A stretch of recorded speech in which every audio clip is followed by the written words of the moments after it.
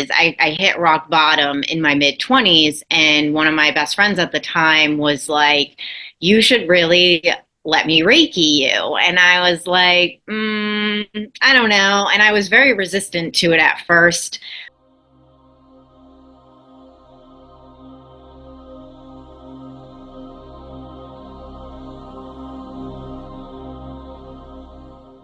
Thank you so much, Ashley, for joining us. I am really excited to hear your story, and I'm sure that our listeners would too. So, without further ado, I'm going to hand over to you, and then maybe if you could just share a little bit of your background or a little bit of your story so our viewers can get to know you. Yes, thank you for having me today. I love the name Spiritual Warrior Network. That I really resonate with that. So, I've been doing this work full time for 10 years. I opened my business when I was like 28, 29. So, I was doing Reiki and things before that. So, what really actually happened was, I mean, it's a long story. I could go on. I'll try to make it as short as possible. But Let's see so, how we go. yeah, since a young age, let's start there. I was always interested in like the paranormal and aliens, and like when I turned around 16, I started really getting into conspiracy theories. So it was kind of like oh, this is what I've been feeling my whole life, or I know that there's more out there that they're not telling us.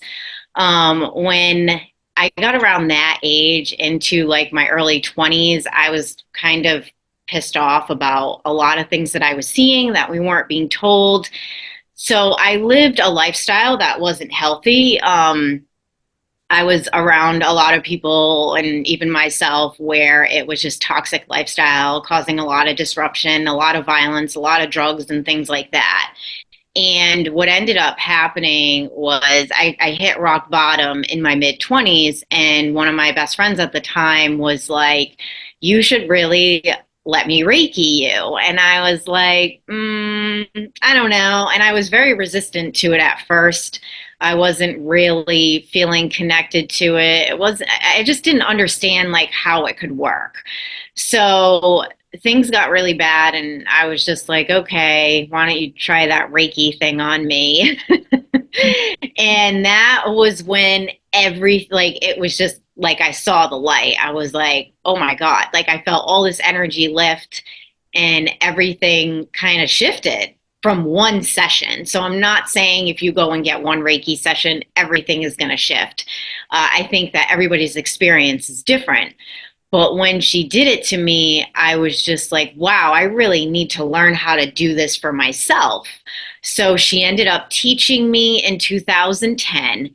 And at that time, I was like really into like recording music, doing music, and I was real estate as well. And everything shifted where around 2013 I was like, I really want to do this for a living, because I was practicing on a lot of people and I was seeing how much they were shifting.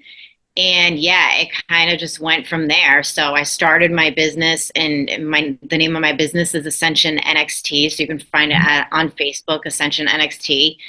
I started doing readings and Reiki on people, and it pretty much transformed and evolved from there. So now I offer a lot of coaching. I really love to do business coaching for women in the industry to help them build a more sustainable biz, because when I first started, I was not making anything. And when you first start as a healer, you feel weird for charging. It's also too, you don't really want to charge too much when you're learning.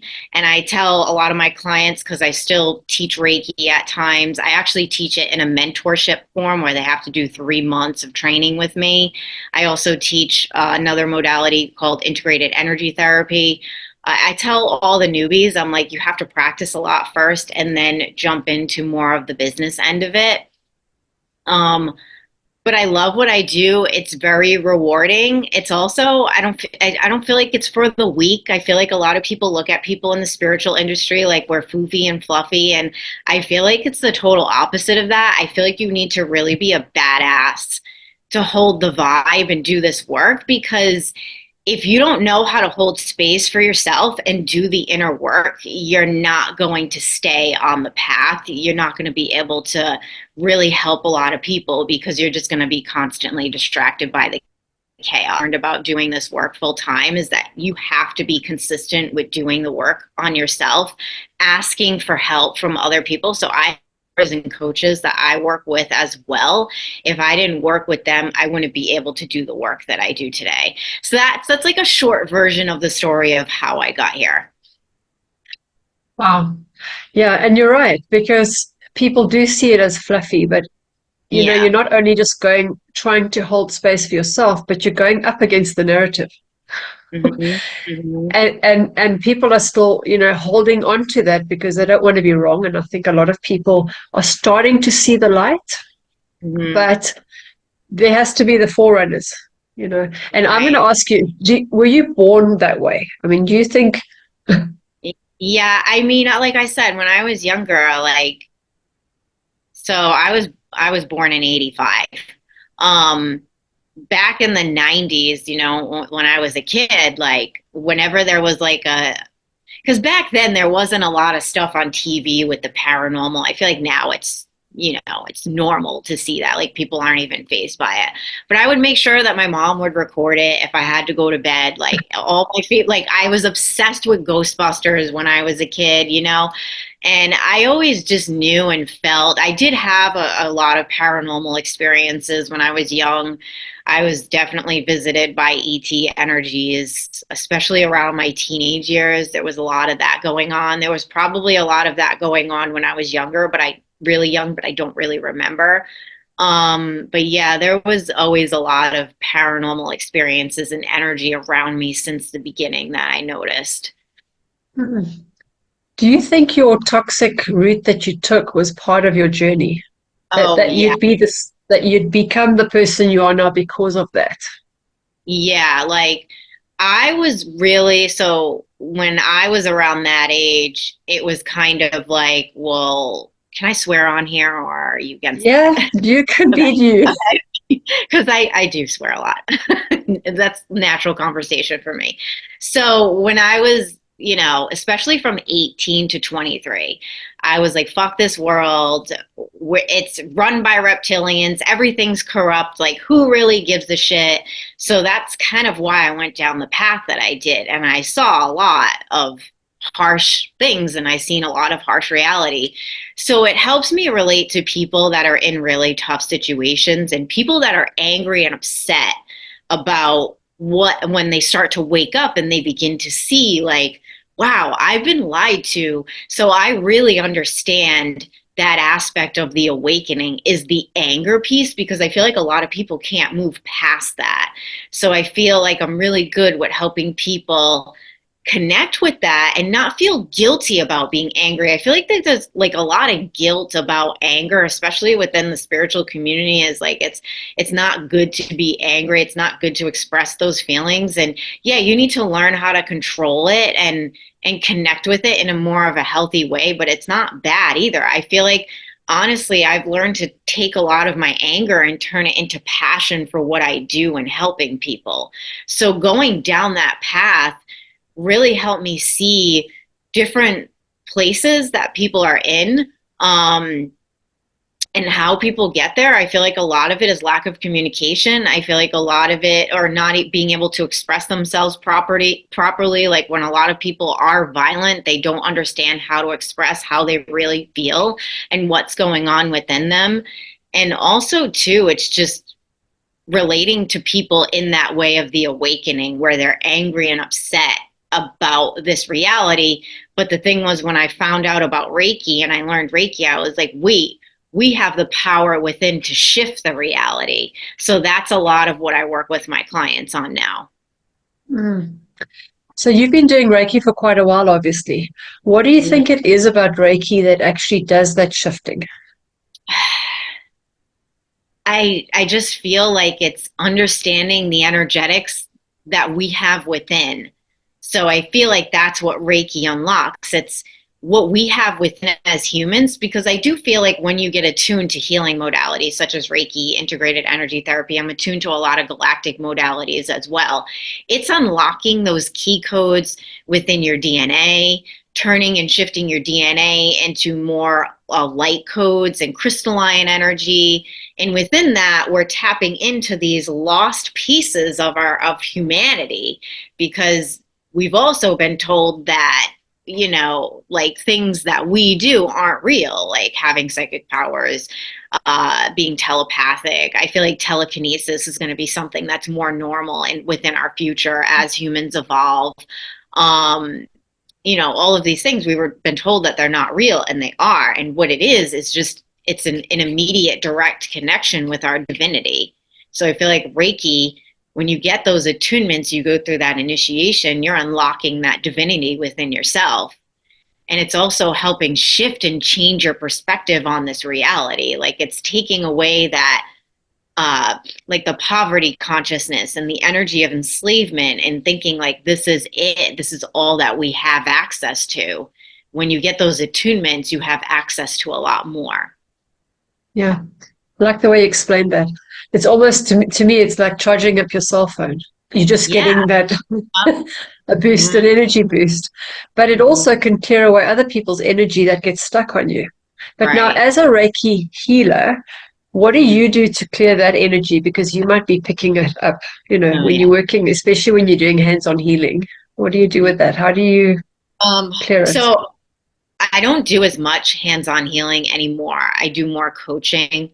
But I do a lot of upkeep on myself. So this is something, that I have noticed in the community as well. That's a big pain point with healers, is they don't like to get healings from other people.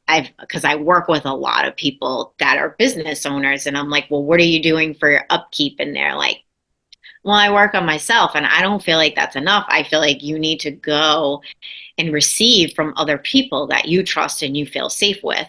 So right now I have between 2 to 3 people that I work with for energy work that work on me. I try to get at least 2 healings a month. I also try to get at least 1 massage a month, or have some form of body work done on me, or go to yoga, make sure that I do things like that. Like, there's a lot of things. Like, I have one friend, she does egg clearings, where she'll take an egg.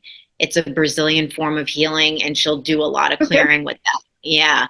So, yeah, I do a lot. I also have a spiritual coach that I connect with, where she'll help me with energy activations and things like that. And then, I have other coaches and people that help me as well. So I do a lot of upkeep on myself.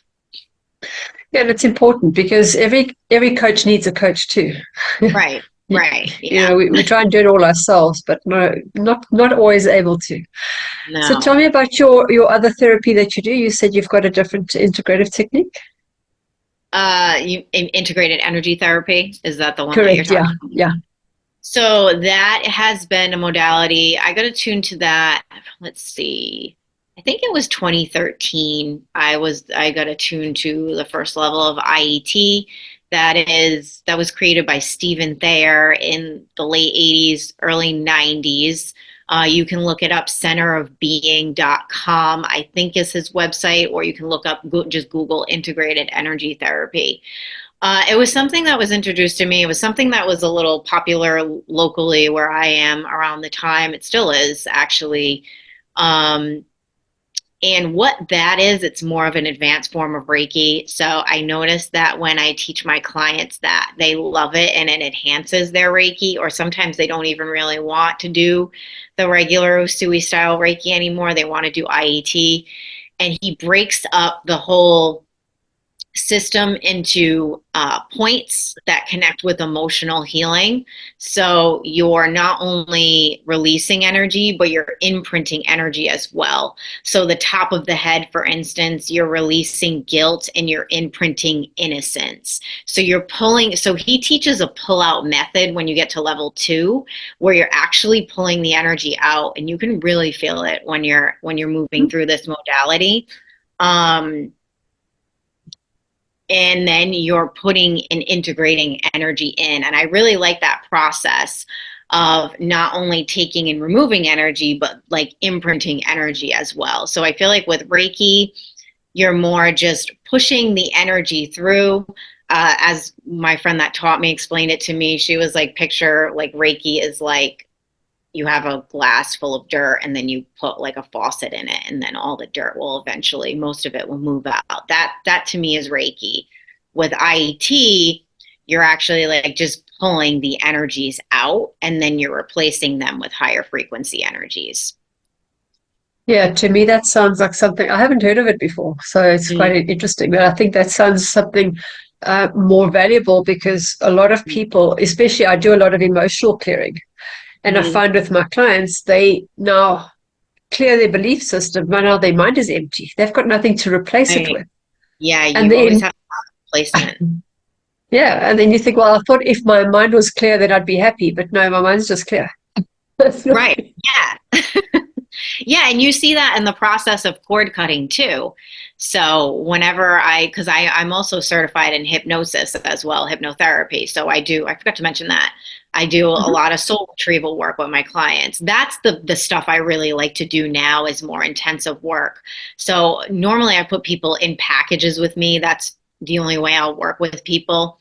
So we'll do a lot of forms of energy work to start if they haven't done a lot of energetic work. And then we'll go into more intensive work where we'll do some hypnosis work, where we're working on retraining the patterns in their brain and even in their cellular system as well. And then, I do soul retrieval too. I also do past life regressions. I do energy merger techniques. But when I do a lot of hypnosis, I do a lot of cord cutting. So when I take them in and I do the cord cutting, I'm always replacing the energy too. It's like taking that energy out and then putting in the light as well. So I also know galactic forms of healing where we do entity removal. So basically it's calling in these galactic frequencies, you're freezing the entities, you're pulling the entity out, and then you do restorative energy after where you're just putting that higher frequency in. So I noticed learning all these different modalities that usually is the best way to help is you don't want to just leave the vessel empty. You want to fill it with something that is going to help them move forward. Yeah, absolutely. And I find that a lot because I work specifically with people that have been in toxic relationships, Mm, and you can cut the cord. But I mean, if I had to visualize, it's almost like this frayed electrical cable, and now you've cut the cord from the person. And I think a lot of people are trauma bonded, not because they necessarily, they've got the habit as well. There's the habitual thinking about the other person because they've consumed their thoughts in every action. But there's also that physical, that etheric connection, the spiritual connection yeah, that's been severed. And mm, they are missing that energy from that side because right, they've been feeding off that source, even though to me they've been giving. So it's almost mm, like the energy is just going out and there's nothing to come back because there's no circuit anymore. right. Yeah. Yeah, So people comfortable with it because it's something that's kind of filling them up, like filling their cup in a way, even though it's not something good, it's giving them some form of comfort. yeah, and it's interesting how I mean it's the same with smoking, right? You know it's bad for you. Hmm. Yeah, That's my coffee addiction. I know it's right. Yeah, bad for I mean, me, but I'll drink it. I'll drink right, it. right. Yeah, But because it gives you something you yeah, yeah, need or Karen. you want. Yeah, exactly. But I think it's a better advice to have than something else, maybe a little bit more hardcore. So Mhm. tell me, are there specific people that come for cord cutting, or is it something that you say to them, I actually think this is what you need? And Yeah. who normally is asking for that kind of thing? So, like I said, I work mostly with packages. So it's minimum like 3 month package to work with me because I realized over time, like it takes time to do healing work on people. So, when I was just doing like one Reiki at a time, they would come back 6 months later and it would be like we're starting all over again. So Yeah. after after that, and I feel like a lot of healers have an issue with this. And this is what I help train women do, and like help them understand the process of this.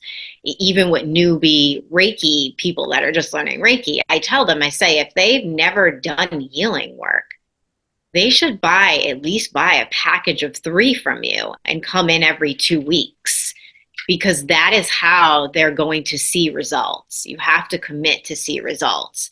So a lot of people that come to me now are people that are kind of stuck in their business. They want to advance their healing practice. They want to get to the next level. A lot of them are kind of like where I was in 2018. I was kind of overdoing like these healings and readings. I wanted to do more. That's when I started coaching more and doing mentoring. So I teach them how to set up their mentorship packages, teach them like, what prices do you want to start at? What type of clients do you want to work with?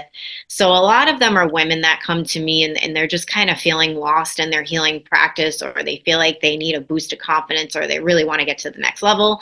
And then I also work with a lot of new people that are like, I'm really into this stuff and I know I want to do this, but I don't know which way to go. I throw them in a package with me. If they're ready to commit and they're ready to put the work in, we'll just start with healing work. Then we'll go into anything that's like kind of holding them back from the past. So anytime anything comes up from the past, that's where we want to do a lot of hypnosis work, is helping them restructuring and getting rid of those old patterns and the conditioning that they grew up with, so they can move forward. So for instance, I had a client, been working with her for a couple of years now. She just started coming in because I had a my old location. I actually just moved in November, where we were doing a lot more events. So she was coming in for like little, like small classes, and I had other practitioners there too. And then she started working with me in coaching packages. Then she took my Reiki mentorship So she took my Reiki mentorship, and it was last spring we started it. Now she's already ready to take on clients and rent a space and open her own business. So I've done a lot of hypnosis work with her, or just coaching work with her. I can't remember a specific. Yeah, she's done some hypnosis work, but it's just like she was kind of lost. Like she knew she wanted to do something more. And then we just take them through these processes, and then they kind of figure out what it is they want to do along the way. Yeah. And I think, you mentioned earlier that a lot of people have still got this feeling that they shouldn't be charging, but yet Yeah. how do you live? And you're offering such a valuable service that's really going to change somebody's life Yeah. in all ways. It's like a Yeah. deep-rooted outlook in life that's going to be worth, how much is that worth? But you're not allowed to charge. And Right. yet, when you look at the medical industry, they are the ones that are charging people out of the water. If you don't have Yeah. medical aid or something, you're not going to afford going to a hospital or even getting an operation. But if you're a healer, then you mustn't charge.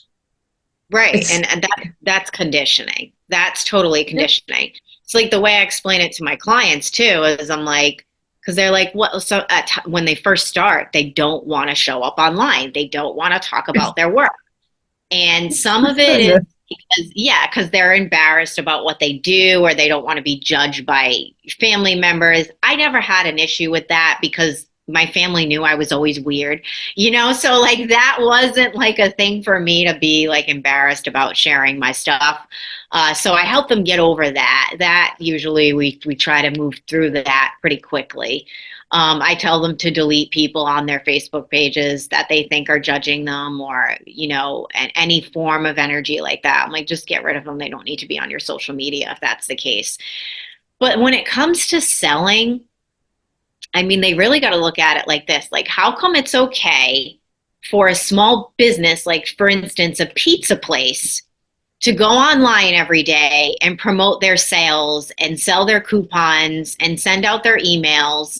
How come it's okay for Target and Walmart to sell every day and be really annoying, but we can't show up and sell our services and product? That's social conditioning. That to me is like a psyop. This is like conspiracy, Ashley, talking now. to make people in our industry feel guilty about what we have to offer. Why is it okay for the pizza guy to sell his pizzas, which aren't even healthy? You know, when you look at it in hindsight, it's not even really healthy food. Pizza is great. I love pizza. I'll eat pizza, but it's not something that's going to shift and change people's lives and completely like help them do a 360 with everything that they're doing and the way that they live their life. Why is it okay for Target and Walmart to constantly sell to you and all these department stores and either other small businesses that sell clothing, but not for us? So I always use that analogy. And when I say that, people are like, yeah, you're right. But it also comes like you have to keep up with it. You have to keep thinking of that in your head. We are offering services that are literally changing people's lives, but we're being told to feel guilty about charging and selling. It doesn't make any sense. When you really think about it and you put all of those other factors together, it makes no sense. We are being told that it is okay to sell anything that is more surface layer. That is what's that terminology? Realistic. Yeah, like more materialistic, unhealthy, but it's not okay for us to promote our services and talk about ourselves and talk and tell our stories. And that's shame and guilt all the way for humanity speaking up in general and having healthier habits. And you're right. It's a societal problem, because if you look at the way that they talk about in the Bible, because that's what it's all about, right? It's, if you want to be pious, you've got to be humble and you've got to not have money. And if you do want money, then that's the machinery that's raking in the money, because that's the, for lack of a better word, the narcissistic side of society. And that's okay to ask for money. But if you are empathic, you can't. And that is really deep. And I think it actually goes back lifetimes. You know, witches were burnt at the stake, and you are afraid to be seen, because the last time that happened, you know, you got taken out. So it's a little bit scary to step out and say, actually, I can heal people, because you don't want to go through that again. It's a bit traumatic. Right. Yeah, no, I've been in a lot of past lives myself where I was persecuted and executed or whatever for doing this work. And I do feel like, and this is a theory of mine, I could be wrong. So I do believe in Atlantis, and I do feel that Atlantis fell because of dark magician type energy. And I feel like those energies could see into the future. So I feel like as Atlantis fell and we went through the dark ages, I feel like all of that was planned. It was like, okay, well, take all these people with these supernatural. I also feel like a lot of people who were witches and like, I have like tons of theories about this, are naturally connected to a lot of galactic frequencies. But I feel like a lot of it was just plummeted during the dark ages. And when you even look at the witch community, a lot of those people feel really stuck. And I feel like it is because they keep incarnating in lifetimes with the judgment, and it's just kind of like compiled on. But yeah, my theory with Atlantis, I feel like that was all planned, because I feel like they knew what the future was going to hold with the Great Awakening, and that all the healers were going to wake up and need to heal people, and we would be able to actually be free to do it. But when we're now in the times where we're free to do it, we're being guilted and shamed to not show up, not talk about ourselves, not charge what we need to charge. I mean, honestly, how can we do our work if we're not receiving with that? That's the issue that I see consistently, is like a lot of healers don't go and receive because a lot of them don't have money. A lot of them are struggling, and a lot of them just in their energy and frequency, they feel like I'm not worthy of that. So like a big thing with my coaching is to help them understand, like, even you making the investment with me, you are worthy of receiving this support and moving to the next level with your practice. And no, you don't need to work a job. You do not need to work a job. This can be your full-time job. And I'm a perfect example of that. I've been doing this strong for 10 years, living off of this and thriving off of this. Sometimes it's hard, you know, I've gone through my ups and downs with it, But overall, I have been supported through my whole process, and I've helped other women build their businesses and supported them through their process and getting to the next level and knowing their worth when it comes to charging, especially if you've been doing this for a long time and you have a lot of clients. It's time for you to step into doing more mentorship work and, you know, not always having to trade your time for money. I mean, we're energetic beings. We are multifaceted beings. We don't need to live in this 9 to 5 system anymore. Yeah. Yeah. And the thing is, if you are just doing one-on-one healing, you're never going to heal the world. So the Right. more Yeah. the more you can get people to spread that out, Mhm. the quicker it will grow, and the easier it is to lift up the collective. Yeah. Yeah.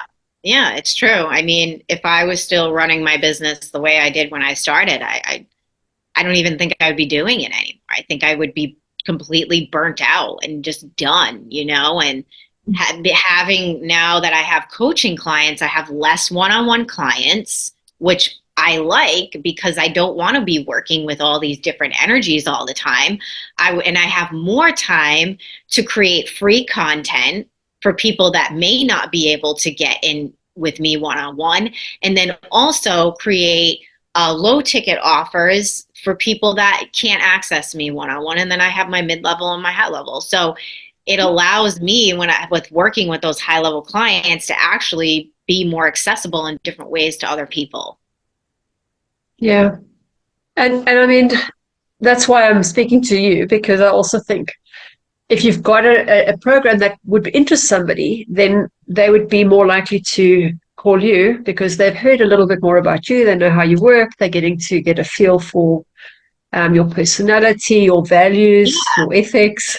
Yeah. Is there anything that where they could sign up maybe on your website or something just to get some information where you can, put them on a path towards where they would like to go to build their own Yes. business? So if you go on ascensionnxt.com, you can sign up for my email list. You can also follow me on my social medias.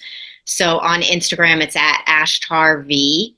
On Facebook, it's Ashley Ashtar. That's not my real name. It's it's just a name that I use of a galactic being I work with.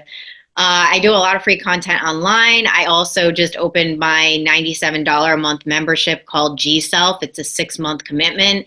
And I'm really jumping into now doing a lot, training people how to work within the astral. So we're just getting started this month. It's a new monthly membership that I opened. We're going to be doing 2 trainings this month. And I'm also going to add in galactic activations in there so you can go and access those while you're in the membership. Next week, excuse me, I'm going to be doing my intro to the astral training. So I'm going to be talking a lot about the astral realms because I feel like a lot of people need to learn about this. I've noticed a lot of people in the industry really don't work within the astral, don't know what they're doing in the astral. So I want to help people learn how to connect in the astral in the proper ways, connecting with the highest versions of themselves, creating the timelines they want to create. So that's why the membership is 6-month minimum commitment, but it's $97. There's going to be a lot of content in there. And then I am offering a free class from the membership. It's going to be called Manifesting Like a G. So I'm going to be opening the private Facebook group within the next few days so you can get a taste for what the membership is going to be like. So I can give you the links for those if anybody's interested. And yeah, that's going to be a free course, but it's connected to the membership. So you can kind of like get a taste for what I'm going to be offering in that membership. Sounds great. Yeah. So you mentioned the galactic Mhm. beings. Have you met them like in spirit world or? Oh yeah. Yeah, I connect with them a lot. So I work a lot with the Octurion energy. I'm not sure if you're Mhm. familiar with Yeah, that. yeah, but Okay. maybe the viewers aren't. You can share a little Yes. bit about them. So Octurion energy, this is all, hearsay with it's all channeled information. So none of it is, I always say with galactic work, we're still trying to figure it out.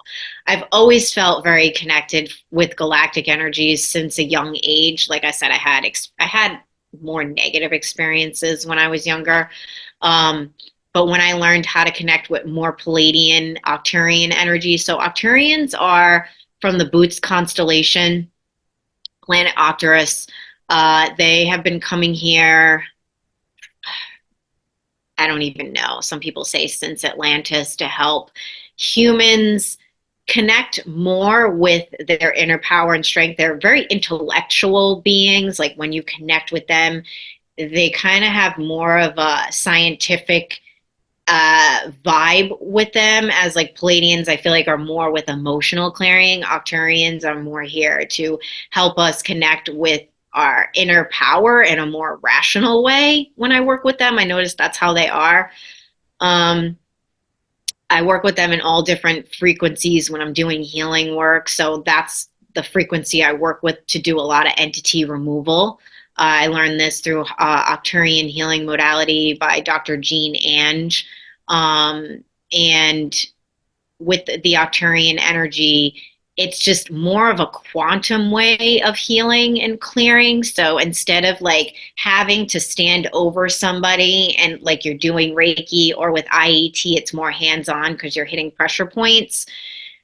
With the Octurian energy, I'm filling the room with this energy, whatever frequency I want to call in. So, for instance, one of the things I love to do with my clients is Octurian brain balancing. It's a technique that I learned.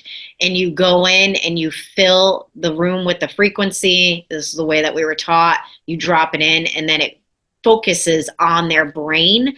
I did a session yesterday on one of my friends, and just like restructuring the patterns in her brain, there was like a lot of self-doubt about her moving forward. So within that, I could see that they were restructuring a lot of those patterns, and then helping clear, like the third eye and the crown chakra and a lot of that. It's just a different way of doing healing work. And when connecting with these beings, they do help you see from a different perspective as to how things on the planet are. When you connect with them, I feel like it's not about like good and evil. It's about more experience and being here. So I feel like when we're in human form, we're more connecting with this is good and this is bad. And when you work with more galactic beings, they're just helping you try to see like this is experience, and you're learning how to overcome these more dense energies. Like it kind of it gives you a little bit more ease when you're doing the work, because it's like not like you're trying not to take it so seriously, Yeah, I like that, because we judge ourselves harsher than anybody else ever would. Yeah. And then, and how do you learn if you don't have experience? How does a child learn to walk if they don't fall over? You've got to fall over, stand up, and that's how you get going. Yeah. I have a theory, like you don't need to know what happened in order to heal things. But do you need to be part of the healing? Like, do you have to be active in it, or can somebody else do it for you? What's your take on that? I feel like it depends. I feel like that's a 50-50 type thing. So there's been times where I've worked on people and I'm like, I can't do this for you. Like, you need to go and take action to shift this energy in your life. So a lot of times what restructuring a pattern is you have to do physically. That's why we're incarnated in the physical. You have to actually do something different. So for example, if they have that persecution, execution energy in them, I can take them in the hypnosis. I can do the soul retrieval on them. I can do the past life regression. But if they're not going to take action and make the post promoting their healing work, yeah, you're right, it's not going to fully shift their energy. They have to do that piece along with all the other things that the facilitator or the practitioner is helping you do in order to shift. Yeah. Yeah, and I think you're right. A lot of the manifestation techniques, it's like, I'm just going to sit and meditate on it, and I'm going to imagine all this money coming my way, but that's not going to bring you clients. No. It's not going to miraculously have people knocking at the door. You actually have to let them know there's a billboard here, and, there's a sign that says you can come in, but unless they see it, unless you do it, Right. Yeah. And I think, again, that maybe goes back to it's either laziness, but I don't think so. I think it's more that fear of being seen. Yeah, It's I think putting it's a yourself lot of out things. there. Yeah. I think it's a lot of things. I think that a lot of people are. I think we're just taught that you can't change your life. Yeah. Well, I mean, we've got those sayings. Can't teach an Mhm. old dog new tricks. Or, this Right. is how we've always done it. We never questioned it. Right. Right. And the thing is, I always say if the next generation doesn't learn more than the previous generation, we're never going to evolve. You have to Right. keep adding on. You have to keep progressing. Otherwise, we're just going to go backwards, and then we will end up like Atlantis. Yeah. Yeah. Yeah. So we don't want to do that again. No. So, is there anything else you'd like to share that I haven't asked you Mm, that you think is important I for don't know. people? Um, Not that I can think of right now. I feel like I shared a lot. Do you have any questions about anything that I talked about? Well, I mean, we pretty much speak the same language. I also, I've been thinking about conspiracy theories forever. You Hmm. know what I found quite interesting? This was right in the beginning when they just started having esoteric books on the bookshelf, and it was like that many esoteric books in the whole shop. Yeah, I remember that. And Yeah. I was looking for a David Hmm. Icke book, and they Yeah. told me I actually went to an esoteric shop in one of our malls where they specialize in all these interesting books. And they said to me, "We don't keep that kind of thing here," as if it was a real bad question I Hmm. had to ask. But they had the Satanic Bible. And I thought, Hmm. well, that's interesting. So Yeah. you can have Aleister Crowley here, but you can't have David Icke. So what's with that? Right. Where's the Yeah. logic's just not there. But Yeah. yeah, I mean, it's about questioning. It's about having an open mind because a lot of people, like you say, they could say, "Well, you're making it up." Well, maybe you're making it up, but the truth, the thing is, how you feel, you don't make up.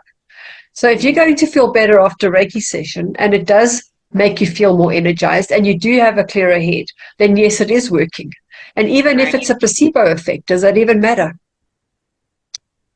No, because we're like creating the reality we live in. So essentially everything is make believe here, you know? Exactly right. So I mean, yeah, it's like I mean, look at our world leaders. Like all of that is crumbling. Like talk about make believe in a facade. Like they are not leaders. Like Yeah, 80% of them are not leading us. We are leading ourselves. Like when people are like, well, how do we change the world? Like, how do we do this? I'm like, you got to do the inner work, work on yourself. When you work on yourself, that's when you bring change to your reality. And then in turn, the world, it's like a domino effect. But what I see a exactly. lot of people do is they're like, they want to learn the healing modality, learn the readings, and then they want to go out and like help all these people, but they're not helping themselves. And that's the only way. You have to shift within yourself first in order to, or you do it while you're doing that. So like when I started my healing business, I wasn't healed. I'm still not healed, you know. I don't really feel like you're ever truly healed, but you got to work on these processes while you're growing. So Well, no, well, you can't be healed because you keep creating new karma every day. mhm, mhm. Yeah.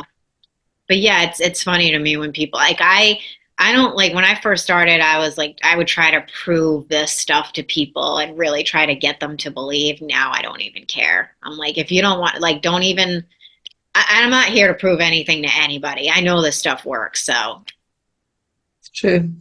There's you that know. saying, for those who don't believe, no proof is possible. For those who Right. do believe, no proof is necessary. Exactly. Yeah. Yeah, and that's the thing. It's like, how do you tell someone electricity exists? You can't see it, but if you put your Right. finger in the plug, you will definitely feel it. Right. So Right. now about the Reiki, just a quick one. So I read, I don't know, it was on some post somewhere where somebody had done Reiki, but they Mm-hmm. had put codes into the person. And Mm-hmm. apparently these codes were not from the light. Mm-hmm. So I'm going to assume there are always good healers and there's the healers that have got some other intention behind it, you know? Mm-hmm. So Yeah. I don't think anything's permanent. If somebody's gone and put some code on you, you can always remove that code. Is there a Mm-hmm. way that people can discern who's a good healer and who's not a good healer? Who's somebody that, you know, Yeah. like you That's could say trust, but I mean, people, they marry narcissists. And I always say they're sleeping with the devil and they think they yeah. can trust this person, and that's in their bed. hmm Um, that's tough because I feel like sometimes, like, I've had teachers where I've had to learn my lessons, and I feel like you learn by through experience, but you also don't want to just be oblivious either. So I think it's just like paying attention to. I do think in the industry there are a lot of fake people, 100%. Um, Mm. I've had experiences with some people in this industry where I'm just like, wow, you should not be working on people. But um, you got to pay attention. You like discernment. So when I talk about my membership, and I talk to people about the astral realm, you learn a lot of discernment by working within the astral realms. So here's a perfect example. I have a client, I've been working with her for years. We went and we did, because I do a lot, I do in person with my clients too if they're local. Um, I have this group open. It's called the Teacher Awakens. I work with all this divine feminine energy. So we were doing a soul retrieval process, a group one. So I took them through an in-person group healing.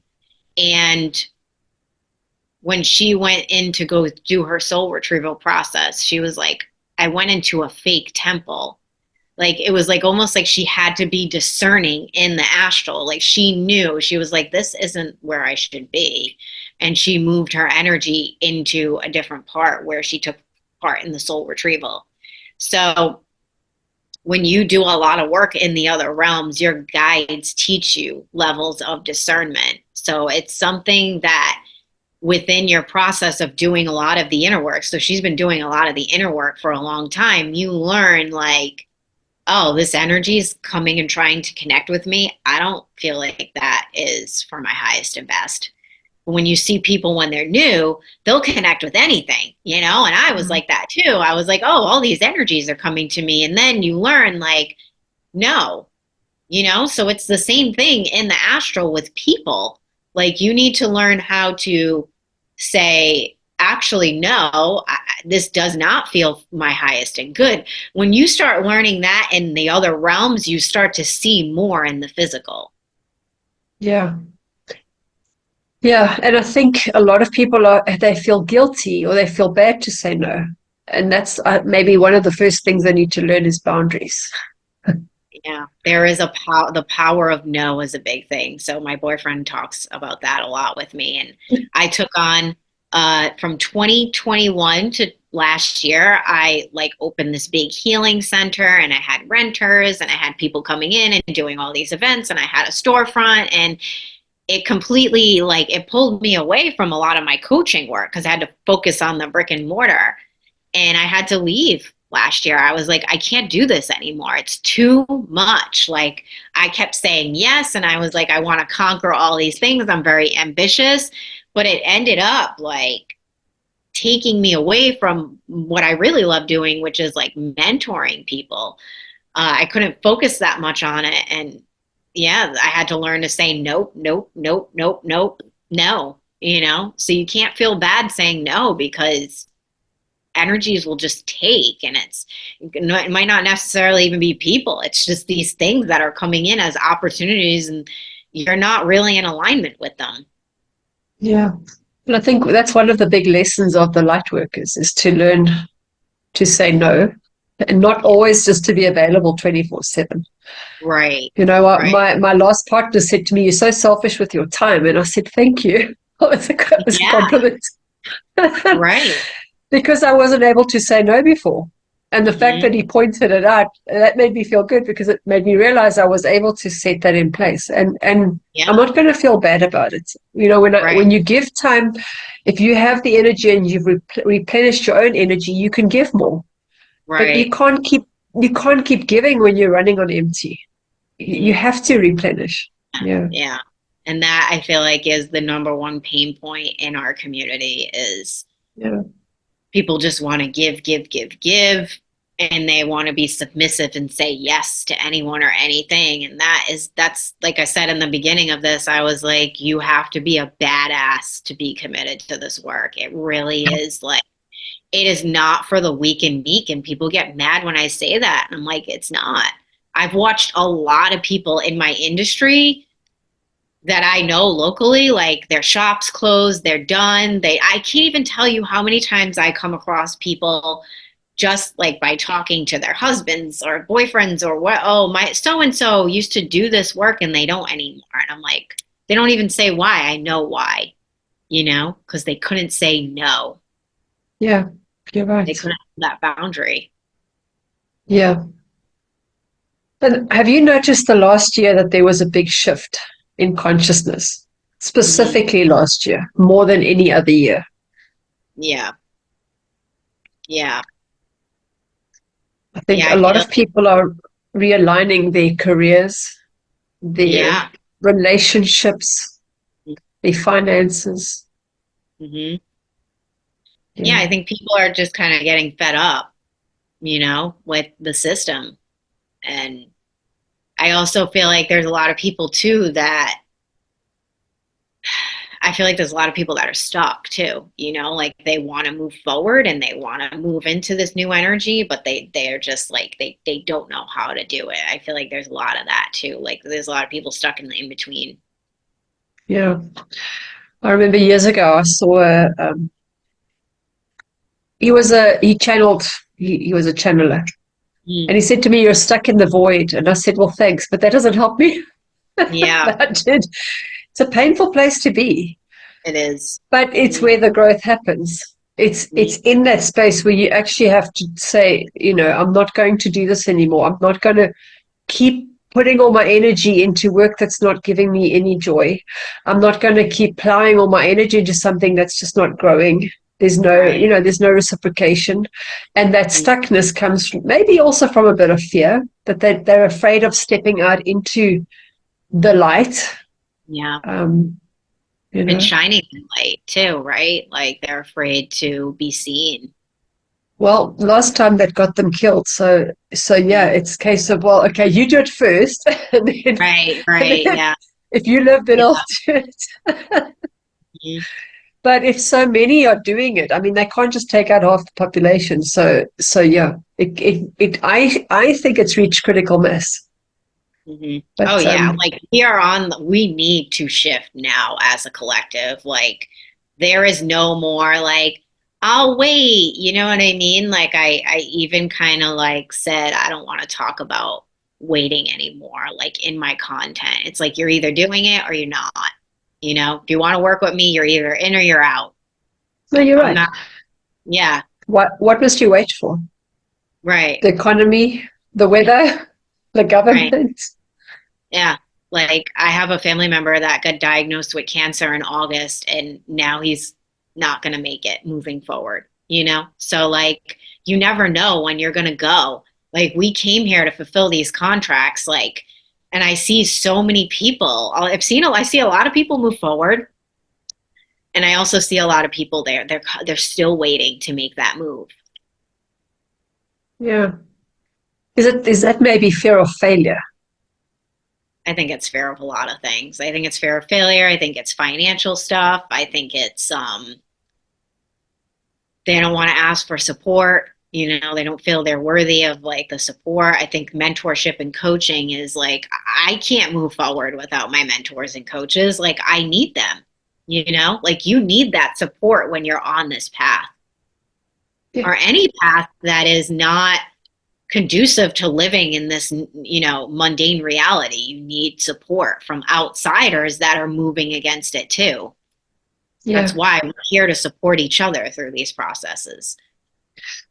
Exactly. And that's why I actually started the network. It's just so that people could see it's just a collaboration, There's nothing in it. There's no financial gain. It's just a case of having resources, having availability. Can somebody learn from it? Can they heal from it? Do they know who to reach out to? And they can make their own minds up then, and Yep. see, because there's people all over the world doing it. So it's not Right. just in one specific place. And the internet's making it available for everybody. It's true. Somebody actually asked me the other day, and I think it was Betty. She said, do you know any light workers like in your community? And the truth is I don't. And I don't know Really? for you, if you do. I know like some groups, but Mhm. most of them are online. But in my Oh. physical reality, not many. See, I know a lot because I bet I started with a brick and mortar business with this. So, yeah, I'm connected to a lot of people locally that are. Yeah. Mhm. Yeah, it's good. It's good because, the more energy you can raise when two or more get together, you can create Yeah, more, and you yeah, can grow it faster. Yeah. yeah, yeah. I Well, do think it's great being online though, because you like access to more people, you know? yeah. And the energy works the same anyway, whether Right, you're in person or not. It just is right. nice to sometimes, switch off, switch Yes, off and go and have a coffee with somebody. right. Yeah.